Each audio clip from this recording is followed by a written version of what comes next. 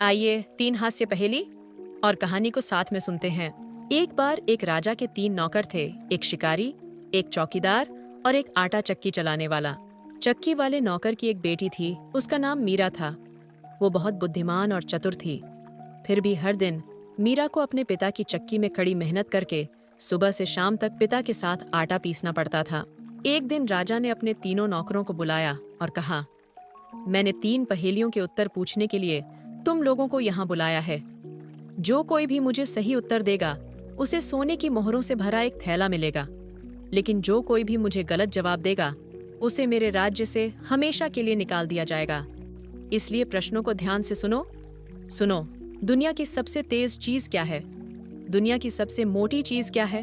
और दुनिया की सबसे प्यारी चीज क्या है? तुम लोगों के पास इन प्रश्नों के जवाब ढूंढने के लिए केवल 3 दिन हैं।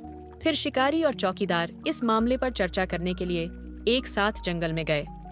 मुझे पता है, चौकीदार ने कहा, हम कहेंगे कि दुनिया की सबसे तेज चीज राजा का घोड़ा है और दुनिया में सबसे मोटी चीज राजा का सूअर है। और दुनिया की सबसे प्यारी चीज, शिकारी ने कहा, राजा की माँ है। इतने अच्छे उत्तर पाकर वे दोनों खुशी से नाचने लगे। उन्हें अपनी चतुराई पर नाज था। चक्की वाला उदास होकर सड़क पर अकेले चला। वो राजा के किसी भी प्रश्न का उत्तर नहीं सोच पाया। जब वो घर पहुंचा तब मीरा मेज पर भोजन लगा रही थी। पिताजी, मीरा ने कहा, आप बहुत उदास लग रहे हैं। आप क्यों इतने परेशान हैं? तुम्हें पता नहीं बेटा कि मैं किस मुसीबत में फंसा हूं, चक्की वाले ने कहा। फिर उसने अपनी बेटी को राजा की तीनों पहेलियों के बारे में बताया। मीरा ने कहा, पिताजी, ये पहेलियां तो काफी आसान है। और फिर उसने अपने पिता के कान पहेलियों के जवाब फुसफुसाए। फिर मीरा ने मोमबत्तियां जलाईं। उसके बाद चक्की वाले ने भगवान से प्रार्थना की और फिर पिता और बेटी ने भोजन करके शांति से आराम किया। 3 दिन बाद तीनों नौकर एक बार फिर से राजा के सामने हाजिर हुए। हुजूर, शिकारी ने कहा, दुनिया की सबसे तेज चीज आपका घोड़ा है, दुनिया की सबसे मोटी चीज आपका सूअर है और दुनिया की सबसे प्यारी चीज आपकी माँ है। राजा ने उनकी बात को ध्यान से सुना। गलत, राजा ने कहा, अब तुम लोग यहाँ से जाओ और फिर मेरे राज्य में कभी वापस मत आना। शिकारी और चौकीदार तुरंत वहां से चले गए और उसके बाद फिर किसी ने उन्हें नहीं देखा। उसके बाद चक्की वाले की बारी आई। उसने एक गहरी सांस ली और कहा, हुजूर, दुनिया की सबसे तेज चीज सोच है, दुनिया में सबसे मोटी चीज पृथ्वी है और दुनिया की सबसे प्यारी चीज नींद है। उत्तर सुनकर राजा आश्चर्यचकित रह गया। तुमने सोने की मोहरें जीती, उन्होंने कहा। लेकिन फिर उन्होंने चक्की वाले को गौर से देखा। मुझे यकीन नहीं है कि तुमने इन पहेलियों को खुद हल किया होगा। सच बताओ, तुम्हें उनके हल किसने बताए? चक्की वाला पहले ही काफी डरा था। उसे पता था कि उसे राजा को सच्चाई बतानी ही होगी। महाराज, मेरी बेटी मीरा ने इन पहेलियों को हल किया। तुम्हारी बेटी बहुत चतुर लगती है, राजा ने कहा। मैं उससे जरूर मिलना चाहूंगा। उसे कहना कि वो मेरे महल में आए।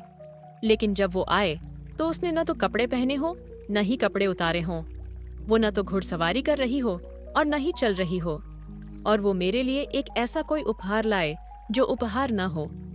अगले 3 दिनों में मीरा को ऐसा करना होगा, नहीं तो तुम्हें भी हमेशा के लिए राज्य से निकाल दिया जाएगा। फिर परेशान चक्की वाला बहुत धीरे धीरे सड़क पर आगे चला। जब वो घर पहुंचा तो मीरा उसे दिलासा देने के लिए आई। पिताजी, आप क्यों इतने परेशान हैं? उसने पूछा। चक्की वाले ने बेटी को राजा के प्रश्नों के बारे में बताया। फिर मीरा ने कहा, पिताजी, ये सब करना काफी आसान है। बस आप मुझे कुछ पैसे दें और मुझे बाजार जाने दें। बाजार में मीरा ने 3 चीजें खरीदी, एक मछली पकड़ने वाला जाल, एक बकरी और कबूतरों की एक जोड़ी। तीसरे दिन राहेल राजा से मिलने जाने को तैयार हुई। सबसे पहले मीरा ने अपने सारे कपड़े उतारे और फिर खुद को मछली पकड़ने वाले जाल में लपेटा।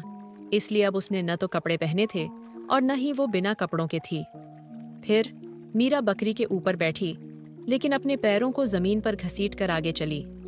इसलिए जब वो महल में पहुंची तो वो न तो सवारी कर रही थी और न ही चल रही थी। जब वो राजा के आंगन में घुसी तो उसने अपने हाथों के कबूतर राजा को दिखाए और कहा, मैं आपके लिए एक उपहार लाई हूँ। फिर मीरा ने अपने हाथ खोले, जिससे दोनों कबूतर उड़ गए। वो राजा के लिए एक उपहार भी था और नहीं भी। राजा ने देखा कि मीरा बहुत बुद्धिमान और चतुर थी। फिर राजा ने मीरा का हाथ थामा और उससे विनती की कि वो राज्य के शासन में उसकी मदद करे।